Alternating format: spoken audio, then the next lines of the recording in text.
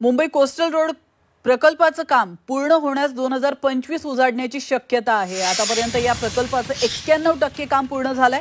संपूर्ण प्रकल्प सुरू होण्यासाठी मे 2024 पर्यंत मुदतवाढ देण्यात आली होती। मात्र अजूनही काम पूर्ण न झाल्यानं कंत्राटदारानं 181 दिवसांची मुदतवाढ मागितल्याची माहिती समोर आली आहे।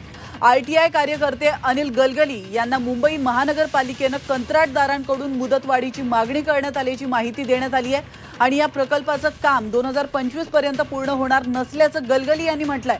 त्यामुळे आता निवडणुका डोळ्यांसमोर ठेवून राज्य सरकारने या प्रकल्पाचं उद्घाटन न करण्याची मागणी गलगली यांनी केली आहे।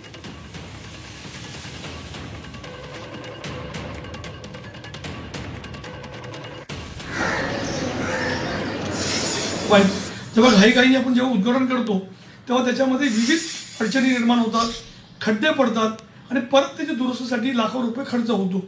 तर मी सरकारकडे एवढीच मागणी आहे की मी जे 91% जे काम पूर्ण झालेलं आहे, चांगली प्रगती आहे, वेगवेगळी कारणं त्यांनी दिलेली आहेत, तो 2025 पर्यंत जोपर्यंत संपूर्ण काम पूर्ण होत नाही तोपर्यंत उद्घाटन करण्याची घाई करू नये।